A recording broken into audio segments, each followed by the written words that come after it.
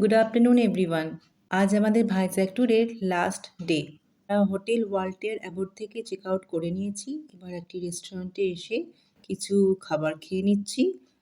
Phuket fish order দেওয়া হয়েছিল। এবারে আমরা চলে এসেছি ঋষিকন্যা বিচে। আমরা অটো করে এলাম ঋষিকন্যা বিচে। আমাদের নিয়েছে ৩০০ টাকা। আমাদের ব্যাগ হোটেলেই রাখা আছে। আমরা যেহেতু সকাল ১১টায় চেক আউটের টাইম ছিল, তো হোটেলে আমরা ব্যাগ রেখেছি।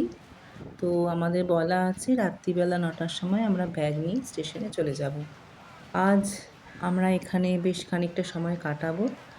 আর যেহেতু এখানে স্নান করা যায়, তাই এখানে স্নান করার জন্যই ডিসাইড করেছি আমরা। আর ডাব যেহেতু এখানে একটু সস্তা, তাই ডাবটাই প্রেফার করছি সবসময় খাওয়ার। আর এখানে তো ড্রেস চেঞ্জের ব্যবস্থা আছেই। বিচের কাছে এখানে খাবারের ব্যবস্থা আছে। এখানে এসে দেখলাম বেশিরভাগ ম্যাগিই পাওয়া যাচ্ছে। আর এখন ম্যাগি খাওয়ার একদম ইচ্ছে ছিল না, তাই ফিশ অর্ডার করলাম। ফিশটি হলো আইলা ফিশ।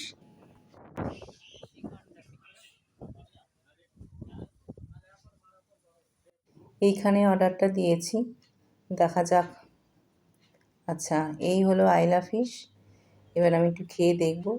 খেয়ে কিন্তু সেরকম স্পেশাল লাগেনি।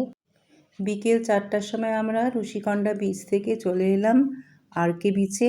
এখানে এসে এই আরাকু কফি খেলাম, বেশ ভালোই খেতে লাগলো।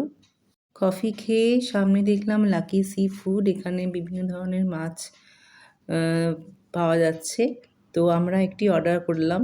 এটি হলো অ্যাপোলো ফিশ পকোড়া। আমরা এখন বিচের ধারে আছি, আর ওই দূরে দেখা যাচ্ছে লাকি সি ফুড আর আরাকু কফি। ওখানে আমরা খেলাম, দিয়ে এখন এখানে বসে আছি, বসার জায়গা আছে। আর দূরে সমুদ্র দেখা যাচ্ছে। আর রাত্রিবেলা সমুদ্র বেশ রহস্যময়ী লাগছে দেখতে। ওই দিকটায় লাইট জ্বলছে, তাই ওদিকটা একটু যাচ্ছি, যদি ঢেউটার ছবি নেওয়া যায়। এটা একটা কোকো অ্যারেনা, এখানেও অনেকে বসে আছে। আর এখানটাতে ২-৩ জন দেখছি সমুদ্রের ঢেউ এখানেও এনজয় করছে রাত্রিবেলাতে। এই যে সমুদ্রের ধারে এরা ভুট্টা বিক্রি করছে, সুইট কর্ন।